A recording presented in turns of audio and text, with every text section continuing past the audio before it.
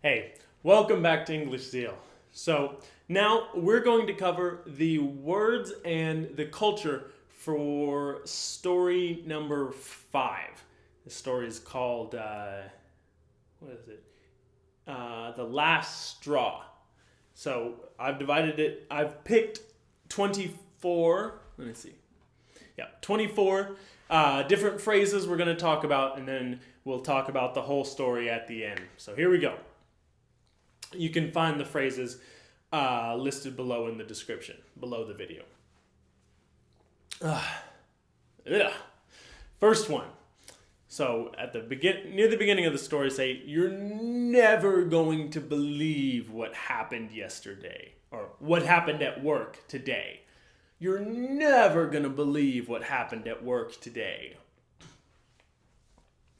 That's a very strong statement. You know, when we say you're never going to believe, that means something happened that's really crazy or weird or strange. It's something that obviously, it's something that doesn't normally happen, but it's more than that. It's saying that this is a big deal, what we're talking about. What I'm about to tell you. I say, you're never going to believe what happened to me at work today. It's a really big deal just to start off the story. When someone starts the story with, "You are never going to believe this," they're saying that this is crazy. This is a very weird story, and you should really pay attention. We say, "You're never going to believe this." All right. Number 2. When he says, I didn't hear my alarm, he says, "I slept in." I didn't hear my alarm, and so I slept in. It's a phrasal verb. We use it to mean we slept longer than we were supposed to. We say, "I slept in."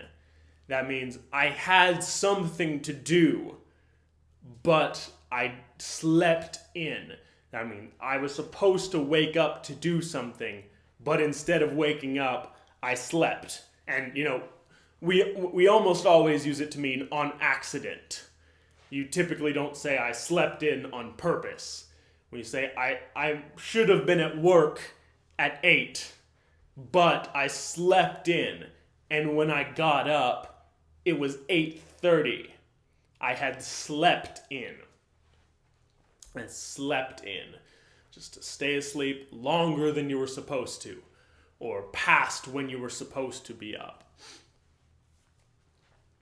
All right, number 3. He says, when he got up, "I'm just darting around the place." I'm just darting as a verb, darting. Now the noun dart. When I say, what is a dart? A dart it's a game, or it's a tool used in a game. The game is called darts. And basically what you do, you have something that you hold in your fingers that's sharp, and you throw it at something, the circle on the wall, and you throw the dart, which has a pointed end, and you throw the dart at the board, at the circle on the wall, and you try and hit the center. It's a game. It's called darts. And when I think of darting, the word darting, it's moving like something that's thrown. Something that's thrown fast. So you say, "I'm darting around my place."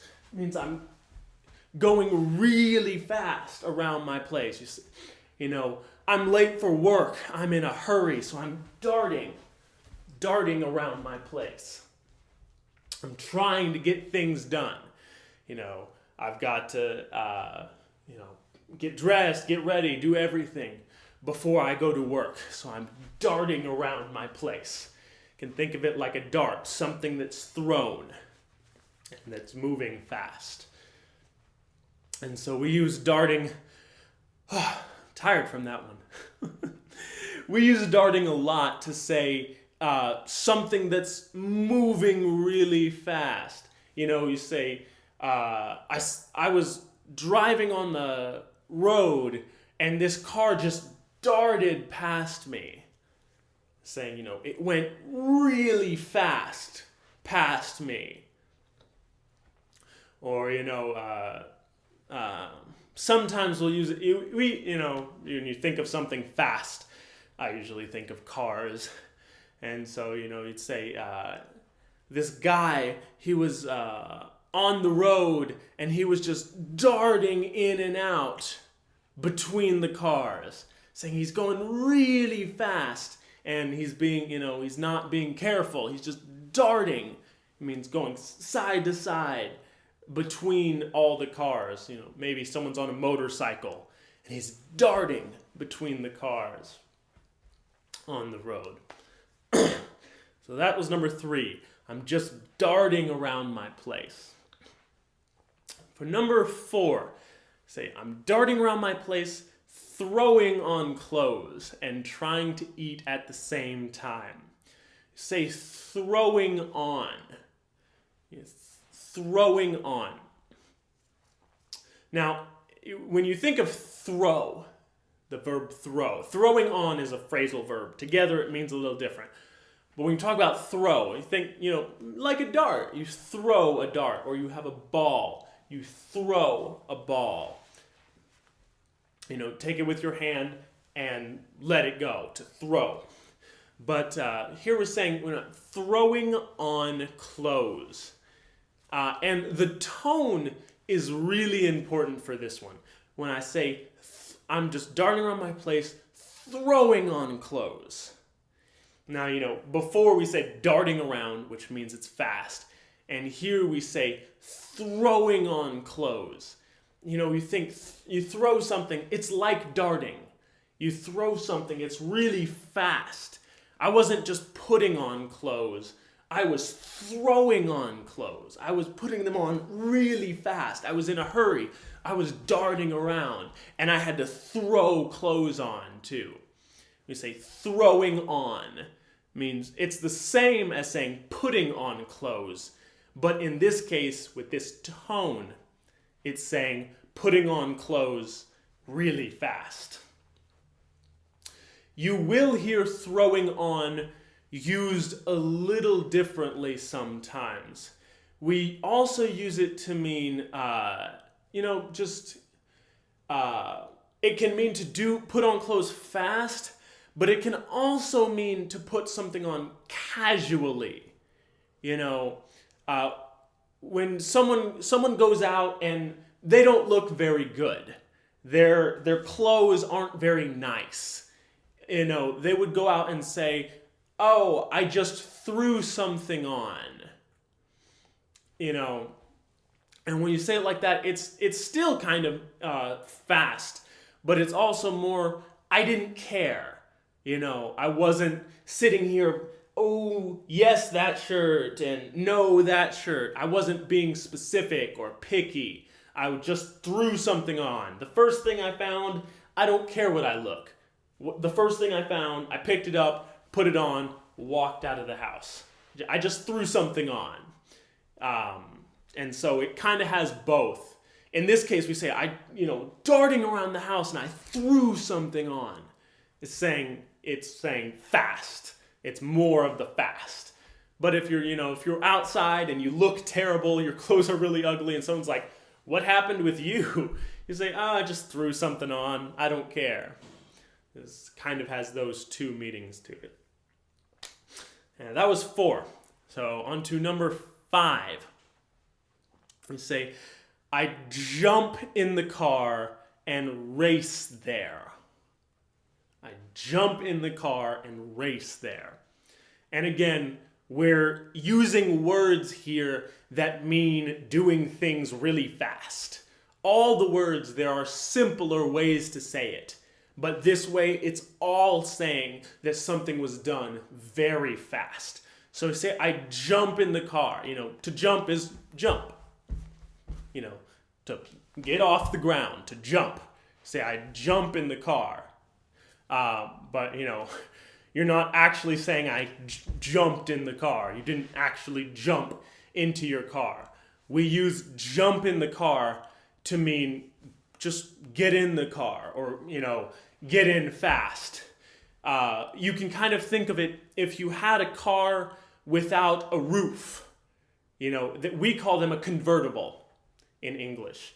You have a car that doesn't have a roof, that the roof is made of cloth and it can fold down so that there's nothing above you. We say you have a convertible. And one thing that people who have convertibles like to do, myself included, I have a convertible, and I do this whenever I can. If you have a convertible, you actually can jump into your car because there's nothing on top of it. Instead of opening the door and getting in, you can actually jump in your car. And so if that helps you think about it, but someone will, like you're driving past a friend and you see that he's walking and you're in your car. You can roll down the window and just yell at him, hey, jump in. That means, get in now. It's not threatening. It's just saying, we say it two ways, jump in, and we also say hop in. And hop is the same thing as jump. Both words mean the same thing. If someone just pulls over and rolls down their window and says, hop in, or jump in, that means, come on, inside. Come inside of my car really fast, because, I want to give you a ride. Hop in, jump in. So in this case, we're saying we jumped in the car. We got in there really fast. And then we say, just raced there, raced to work. And again, we could say we went to work or drove to work, but here we say we raced, like a race where cars are trying to see which one's the fastest. We raced to work. Number 6, say, I'm just praying that I can make it all the way to my cube without anyone noticing me. 1 second. I'm just praying I can make it all the way to my cube without anyone noticing me. Now we say, I'm just praying for something. I'm praying it'll happen, or I'm praying it won't happen. When we talk about praying, we talk about talking to God. Someone goes to pray. In Christianity, a lot of times they do this. Someone goes to pray, they go to talk to God in the sky. But in this case, it's not really religious. It's just a saying. I was praying for something, or, I didn't want anyone to see me, so I was praying that they didn't see me. That just means I really didn't want them to see me. I was praying that it didn't happen. And you see me make that gesture a lot, and it's just most people in the United States, most of the people around here in the United States are Christian, and this is a common symbol for praying in Christianity. Just putting your hands together like this. And so I was praying that I can make it all the way to my cube without anyone noticing me. And in this case, cube is short for cubicle. Cubicle. And a cubicle is a small desk that is not in an office. So a lot of businesses, they'll have some offices where the managers and the executives sit. But then in the middle of the offices, there will be cubicles, which are small boxes with walls about this high, usually, where all the other people who aren't management sit. And there's usually a bunch of them. They're all touching each other. They're really close together. So we say cubicle or cube for short. Sometimes you'll hear people say QB as well. cubicle. If you're at work, this just means those not an office, but a place where someone sits at in an open room. Cubicle. All right. So number 7. Say, she gives me this snooty little condescending look. This snooty little condescending look. Now, the word snooty, we're saying the way she's looking at me is really mean. Is the general meaning of the sentence. She looks at me and just gives me this mean look, just really mean look. When we say we're saying 2 things about it. It was snooty and it was condescending. That's saying some specific things about it. The word snooty, we say something is snooty or someone is snooty. That's saying they think they're better than you. You say, this snooty person walked up. That's saying, they a lot of times in English we say they turn their nose up at you. They were walking by you and just, I don't care about you. You're not important. We use it a lot when we're talking about rich people that are rude. We say she was so snooty. She just walked by with her nose in the air, thinking that she was better than me. We say snooty. Someone thinks they're better than you. And condescending is a similar idea. When someone's condescending to you, they're talking down to you. They're talking as if they're above you. As if, so this look was snooty, little condescending look. Saying, it was really rude. She just looked in a really bad way. Just, try and think of whatever your snooty, condescending look would be. All right. Number 8. Say the snooty little condescending look. And then we say, number 8, like she just caught me with my hand in the cookie jar. She caught me with my hand in the cookie jar. We use this expression in English, and it's, if you think about it, it's, from American culture, it kind of makes sense. A lot of times maybe your parents made cookies and they kept them in a jar or a bowl or a bucket, anything. And they made the cookies, put them in the container, and we say cookie jar is the container that has the cookies in it. So your parents, they made cookies, they put them in the cookie jar, and they put it up somewhere high. And they tell all the kids, don't take any cookies unless I tell you can have them. Don't try and get any of the cookies because they're bad for you. I'll give you cookies when you need to have cookies, is what the parents say to the kids. Don't get the cookies. And so when we say, they caught me with my hand in the cookie jar, that's saying they told me not to do it. I knew not to do it. I knew not to go get those cookies, but I did it anyway.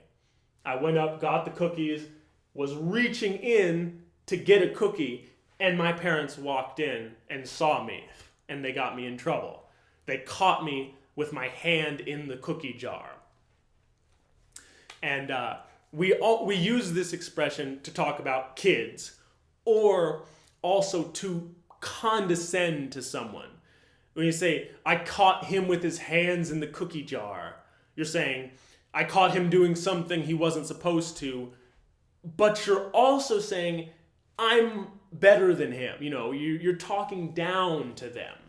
You're saying, because exactly, it's used by parents talking about their kids. I caught him with his hand in the cookie jar. So this sentence just further, it's just, another expression that's saying she was rude to me. She was condescending. She was snooty. She acted like she caught me with my hand in the cookie jar, even though I'm an adult too. We should be on an even level. but she was talking down to me. She was treating me bad. All right. So that's caught me with my hand in the cookie jar. It's a fun one. Number 9. Say, she says she needs me in her office in 15. Let's see. She said she needs me in her office in 15. And again, there's a lot of times in English, there was something in the last story too. There's a lot of times in English where we don't say the unit of measurement and you have to guess what it is. And this is another one of those times. A lot of times people will say, and typically only when we're talking about minutes will we say it like this. If you want someone to see you in a matter of minutes, we will a lot of times just say, hey, I'll see you in 10. I'll see you in 20. I'll see you in 30. Just means 10 minutes, 20 minutes, 30 minutes. But we don't say minutes, just I'll see you in 10. Or I'll be back in 10. You're going to the store and you're going to be back in 20 minutes. You say, hey, I'm going to the store. I'll be back in 10. Or I'll be back in 20. And so, we should say back in 20 minutes. But a lot of times we don't in English. All right, number 10 is say, I had to build myself up for a couple minutes before I finally just meander over there. Okay, so in this case, my boss just told me I'm in trouble. She told me that she needs to see me in her office. And I don't feel good. I have stress about it. And so I need to build myself up for a couple minutes. And when we talk about building yourself up, that's saying, getting your mind clear, making yourself strong.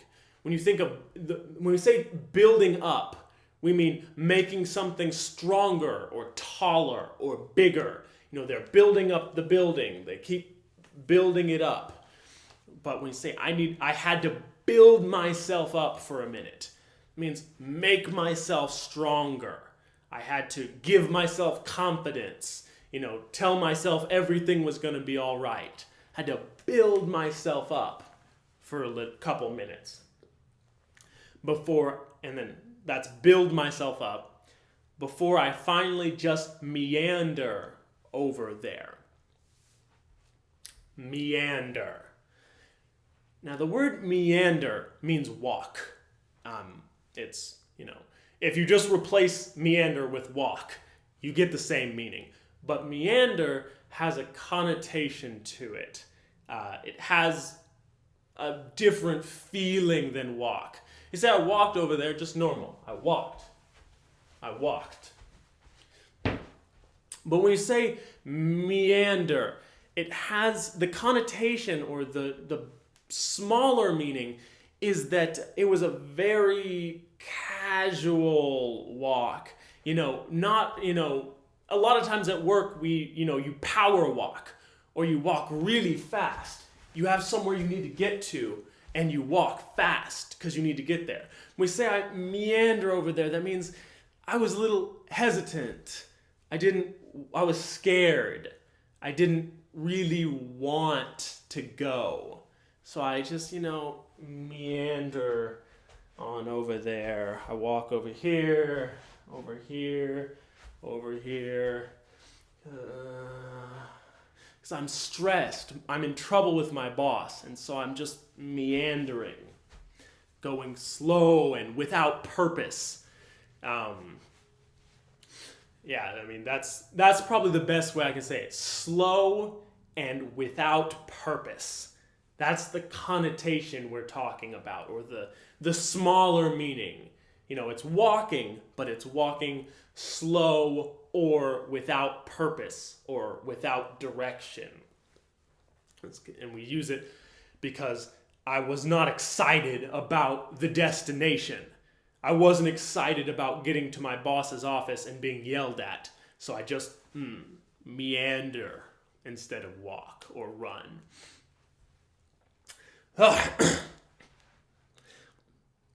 Number 11. When I get to my boss's office, I say, she just starts laying into me. She starts laying into me. So she starts laying into me. I say laying. Yeah, if it's really casual. But she just starts laying into me. And so when you say someone started laying into you, or he started laying into it, that means it kind of means they're attacking you. You know, when you say she started when you think about laying, is to lay. I'm laying against the wall now. Now I'm not. Now I'm standing up. Now I'm laying. Now I'm standing. So you say started laying into me. You can think of it as leaning, onto you. If I'm laying into you, my body is tilted onto yours, and it's kind of pushing you a little bit. It's kind of a physical thing. I'm laying into you. I'm touching you now, and it's kind of pushing you back a little bit. I'm laying into you. But we use it metaphorically to mean someone's attacking someone else. When you say, she just started laying into me, that means she started, attacking me. In this case, we're talking about with words. She started laying into me. It means she really started being mean with her words or using her words to hurt me. It's very strong. She started laying into me. She started attacking me. All right, that was 11. So number 12, we say, and I'm just sitting there steaming. I'm just sitting there steaming. When we talk about steam, steam is what you get when you boil water. Steam is the gas that comes off the top when you're boiling water. And so when you say, I am steaming, it helps if you've seen some old cartoons. When you say I'm steaming, it just means I'm really angry. Really, really angry. Very, very angry. But if you've seen old cartoons, you see, when they show someone getting angry, their face turns red and steam shoots out their ears a lot of times to show that, in a funny way, to show that they're angry. Steam comes out their ears. And so when you say I'm steaming, that means my anger's so much that it's like heating up my body, and so much that, steam's coming off. It's not literal, but it's a metaphor we use, say I'm steaming, or I was just steaming, saying I was really angry. All right. And then number 13, we say, but I was keeping my mouth shut like a good little boy. So when you say I was keeping my mouth shut, mouth open, mouth shut. So we say I was keeping my mouth shut. That means I wasn't saying anything. I was just keeping my mouth shut. But then the last part, like a good little boy. Now that's a little piece of sarcasm. It's a little sarcastic. We say, I was keeping my mouth shut like a good little boy. It kind of goes back to before, where we said she, talking to me like she caught me with my hand in the cookie jar. She was talking to me like she caught me with my hand in the cookie jar. It's talking like a parent to a child. And here we say, I was keeping my mouth shut like a good little boy. It's saying, I'm doing what my parent tells me to do. It's sarcastic in this situation, and it's just saying more about how rude she was being, how condescending to me she was being. I was keeping my mouth shut. I was steaming. I was so angry, but I was keeping my mouth shut like a good little boy. Like if I was a little boy, my parent was telling me what to do, I'd keep my mouth shut because I know if I say something about it, even though it's making me angry, it will get me in more trouble. So in this case, I keep my mouth shut like a good little boy. Sarcasm. And it goes back to the fact that she is being condescending to me. All right. We are halfway through. I know this is getting long, but it's a really, really full story. So halfway. Let's keep going. Number 14. She said she's going to fill out a discipline form with HR. Now, if you're working in the U.S., you might know what HR is, but if not, I'll just, HR is an acronym that you use a lot in offices and workplaces. It stands for Human Resources. Human Resources. And what it means is the HR department at a company is in charge of all of the people who work for the company.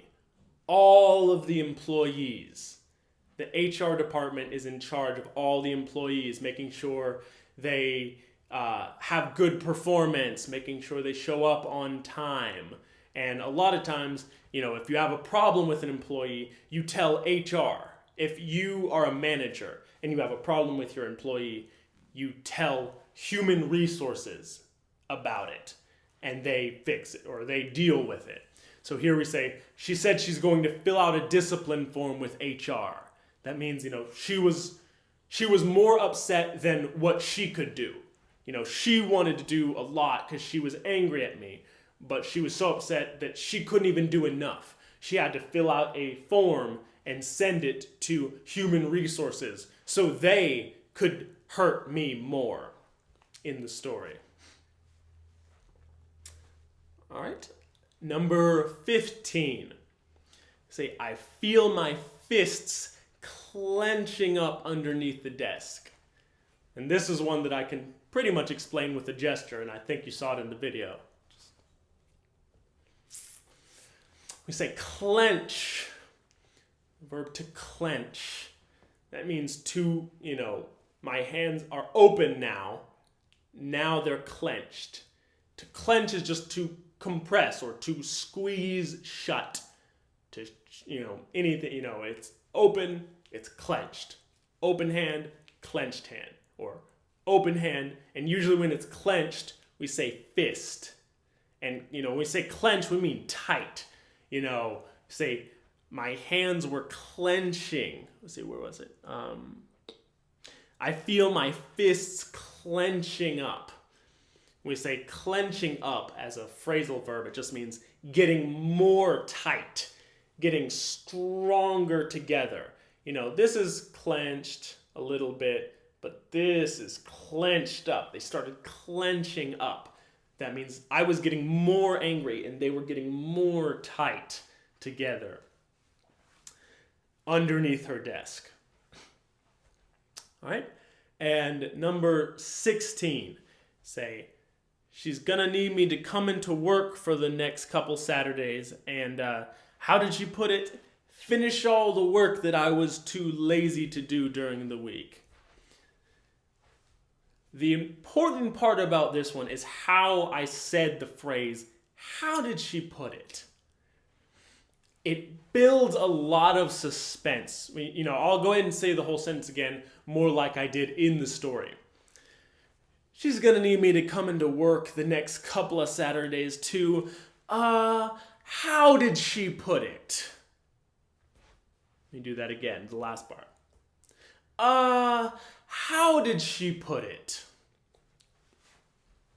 Now, with that tone, I'm about to say, what I'm saying by that tone is that the sentence she said is really crazy or weird or offensive. In this case, it's offensive. How did she put it? Finish all the work that I was too lazy to do during the week.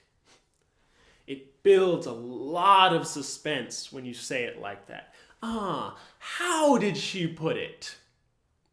If you see someone do that, you know they're about to say something crazy. It's saying that, the climax of the story is near, or the big part of the story.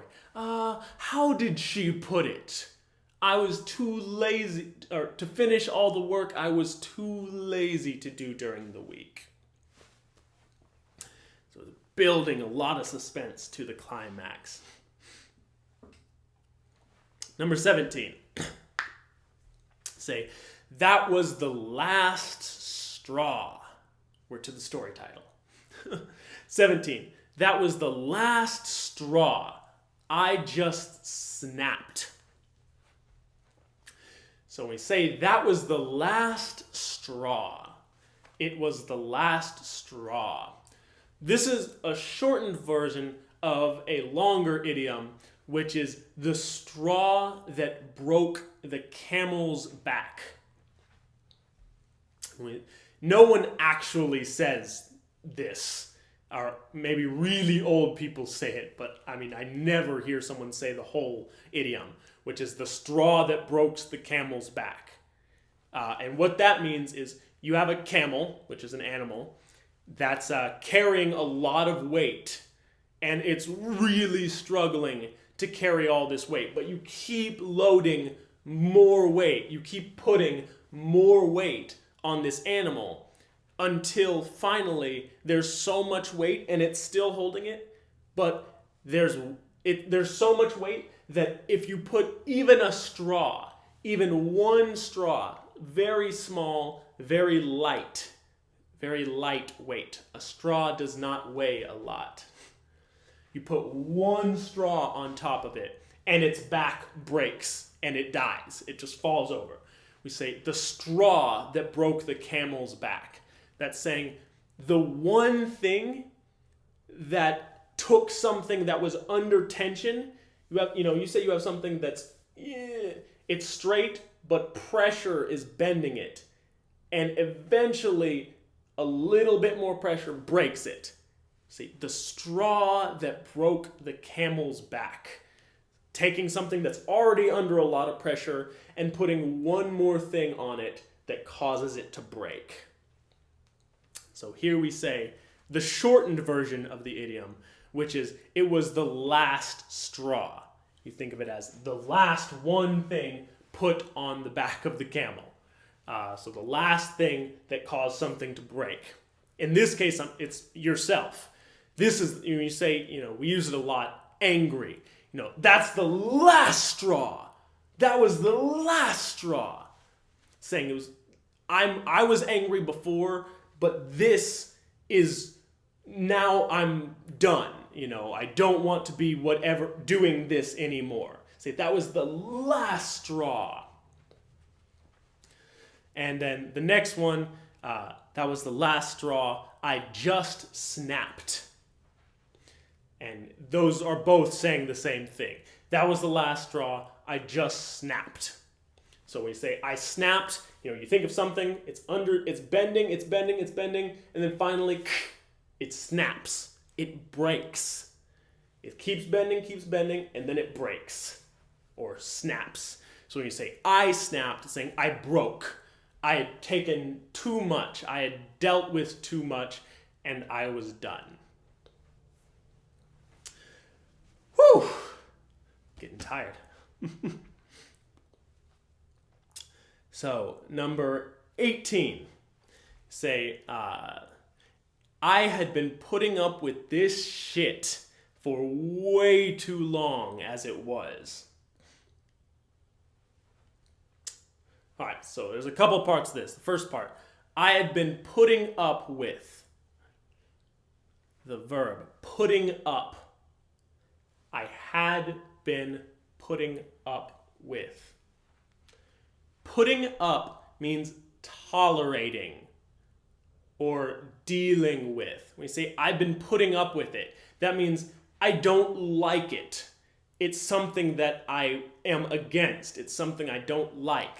I don't want.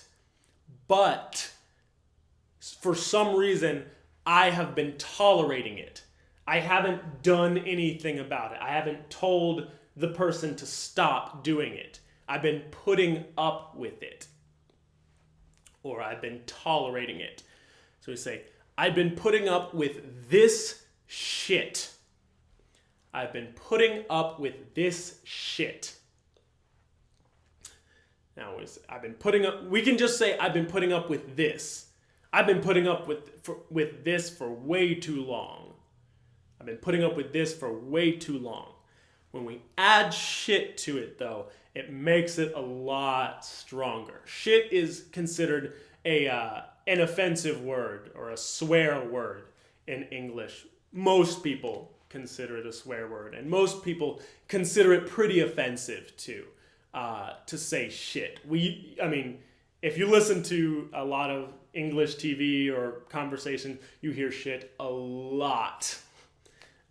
It's a very commonly used word among swear words. But in this case, we say, I've been putting up with this shit. With this shit. As saying, it just makes it so much stronger. I've been putting up with this. I've been putting up with this shit. And, it just means, a lot of times in English, if you just add a offensive word anywhere in the sentence, it makes it stronger. Literally anywhere. And so, in this case, it doesn't really add any extra meaning. It just makes the sentence stronger. And again, shit is considered one of the more offensive words in the English language. Most people who make a list of 10 words in English that you shouldn't say, shit would be one of them. So, just so you know. So I've been putting up with this shit for way too long. It's too much time. I've been putting up with it for a long time. I've been tolerating it for a long time, as it was. Now, as it was means before. Something happened. And we're saying, before that thing happened, or as it was. You say as it was, that means the way it was in the past. As it was. I had been putting up with it. I had been putting up with this shit for way too long, as it was, or in the past. That probably looks like the future, but in the past. I've been putting up with this for way too long, as it was. That's saying now after this, it's way, way, way too long. So. Whoa! Number 19. Say, I just got right in her face. I got right in her face.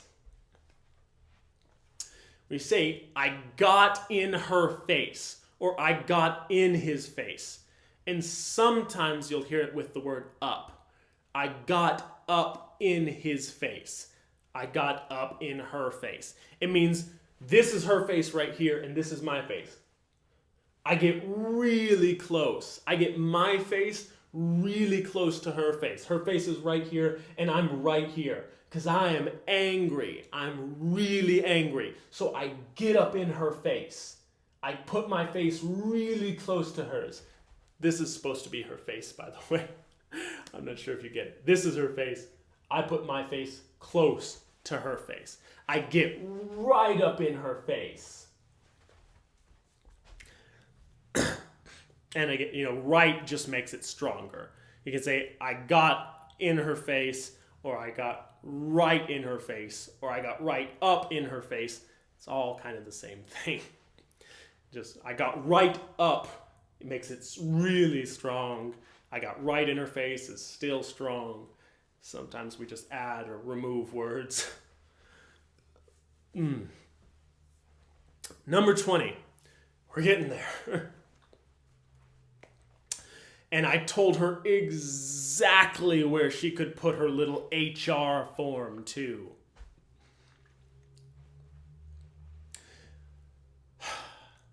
Now, if you remember, an HR means human resources, and an HR form is just a piece of paper. So her HR form is the piece of paper that she said she was going to send to discipline me, to get me in trouble with someone else at the company. And now the sentence seems ambiguous. When you just read it by itself, it doesn't seem to mean anything. Maybe you think, I told her exactly where she could put her little HR form. It doesn't really make sense if you just think about the words themselves.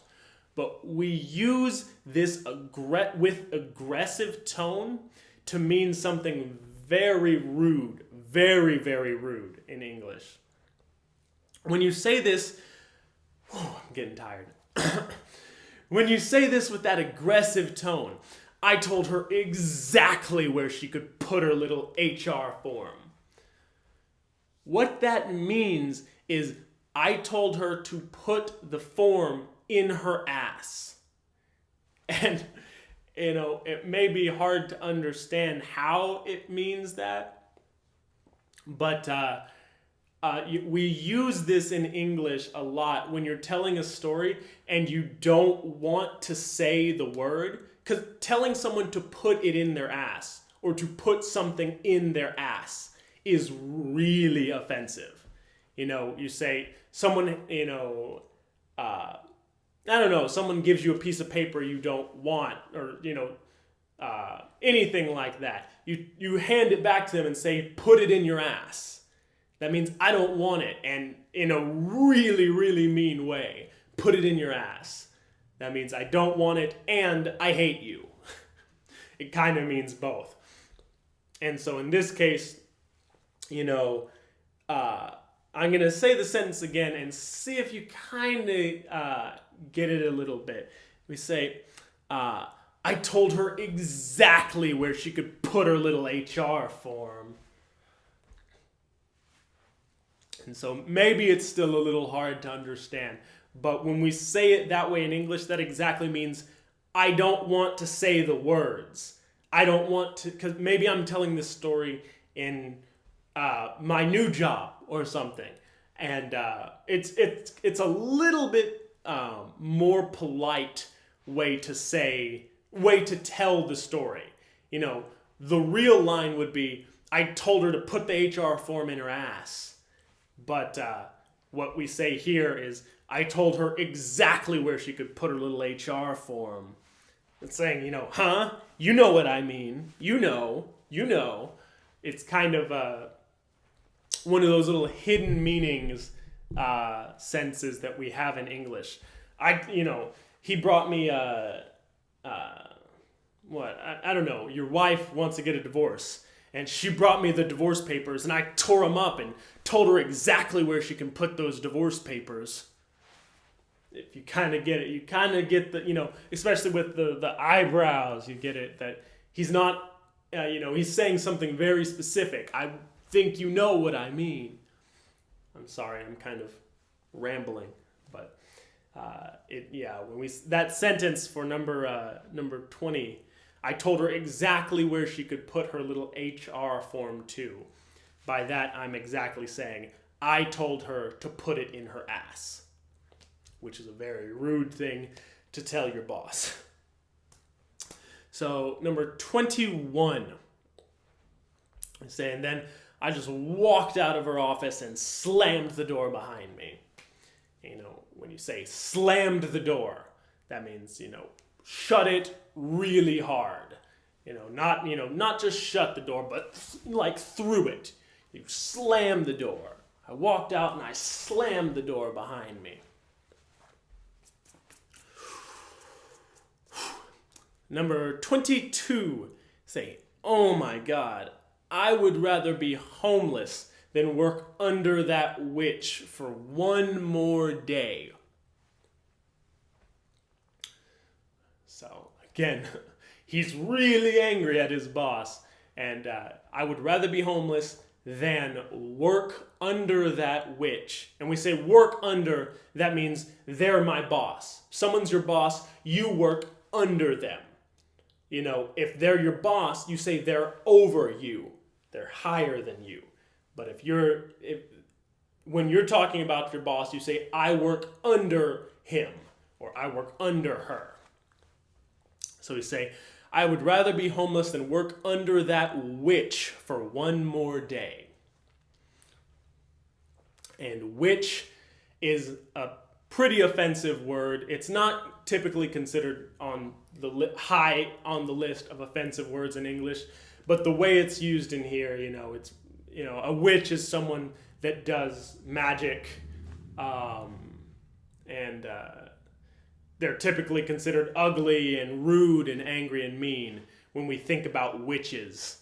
And so you say, I'd rather be homeless than work under that witch for one more day. Not under that person or under that woman. We say under that witch. We're insulting her. She's a witch. I'd rather be homeless than work under that witch for one more day. All right, number 23. You say, I see them all slump back into their cubes. If you can get it from the action. I see them all slump back into their cubes. And again, you remember cubes means cubicle from earlier. We say slump. I see them slump. It means, to sit down or to go down without energy, not happy, just exactly. In this situation, you imagine all these people in the office work under this really mean woman, and they finally see someone quit, and they just slump back. They're thinking, I wish I could quit, but I have to work, I have to have money. So they slump back, without energy, just slump. When you think about slump, it just means it's not a very specific action. Slump back into their cubes just means, just slump, just whatever, just an action without energy. They just slumped back into their cubes. Almost done. All right, number 24. We say, and they start hammering away at their keyboard. And, it's again getting back into the idea that there's no energy. They're sad. They wish they could quit, but they can't. When you say just hammering away, that's just, it's like there's no purpose. When you think of hammering, hitting something really hard. We talk about hammering something, hitting it really hard. When you say that, they're just hammering away at their keyboards, that means they don't know what they're doing, they're bored, they're tired, they're just typing something, just hammering away. It goes back to number 23. They just slump into their cube and start hammering away at their keyboard. Just no energy, no purpose, just upset. Number 25. We say they're probably wishing they had the guts to do what I did. They're probably wishing they had the guts. All right, so when we say guts, it means the same thing as courage. Courage, we say they're probably wishing they had the guts to do it. That means they're afraid to do what I did. They're thinking, oh, I have a job, I need to pay for this, I need to pay for this, I need to pay for this, so I can't quit my job, even though I want to. He says, they're probably wishing they had the guts for it. Had the guts, but they don't. They have no guts. They have no courage. They can't, they don't have what it takes. They don't have they can't think about quitting their job because they don't have the guts. Even though they hate it, they probably wish they could do it, but they don't have the guts. They don't have the power inside to do it. All right, last one, number 26. And we talk about, I'll probably feel different tomorrow when it really sinks in that I'm unemployed. But for now, I feel like a winner. So we say it really sinks in that I'm unemployed. We talk about something sinking in. You think about, if I'm standing on something and I sink, that means I go down inside of the thing. I'm standing on, sand maybe, and I start sinking in the sand. That means my feet start going inside the sand. They start sinking into the sand. And now there's sand all around my feet. You think of something sinking in something. Here's the surface of it, something sinking in. You can be sinking in water. Here's the level of the water, and you're sinking in the water. Here we use it not literally, though. We use it as a metaphor. We say, when it really sinks in that I'm unemployed. We're talking about sinking, the reality. When we talk about reality sinking in, that's saying, when you do something that's hard for you, or that takes a lot of effort for you to do it, you get happy right away. As soon as you do it, you quit your job that you hated for a long time. You quit. And at first you're excited. You're like, yes, now I can follow my dreams. I can join a band. I can hang out with my friends, all these cool things. But after a day or two, it sinks in. Oh, I need money for all those things. Or, oh, I have a house that I have to pay for every month, and now I can't pay for it.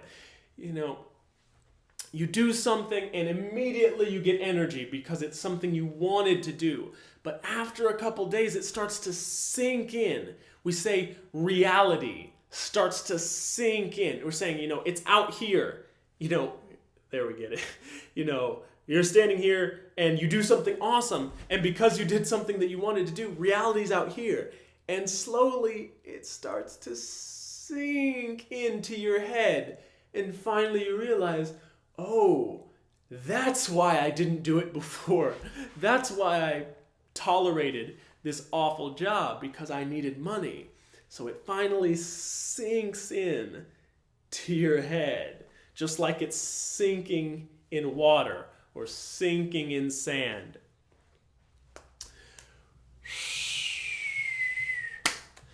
All right, that was it. Wow, that was a lot. But so what did you think about the story and about the storyteller?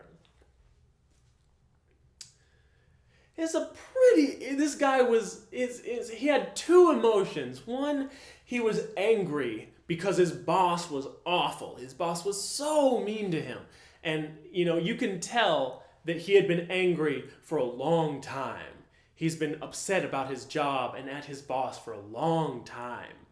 And also at the same time, he was happy at the end, because in the end, he quit his job and he has all this energy because he had wanted to quit for a long time, and now he finally did. And now he's excited about it, but at the same time, a little hesitant, because you never know. Reality might sink in. So sort of angry and happy at the same time. So, all right. Well, that's it. Thank you guys very much. Thanks again for joining us here at EnglishZeal.com. If you want more information, you can follow us on Facebook at facebook.com/EnglishZeal, or you can follow us on Twitter at twitter.com/EnglishZeal. Or if you have any questions, comments, suggestions, or requests, you can send us an email at info@EnglishZeal.com. Thank you guys.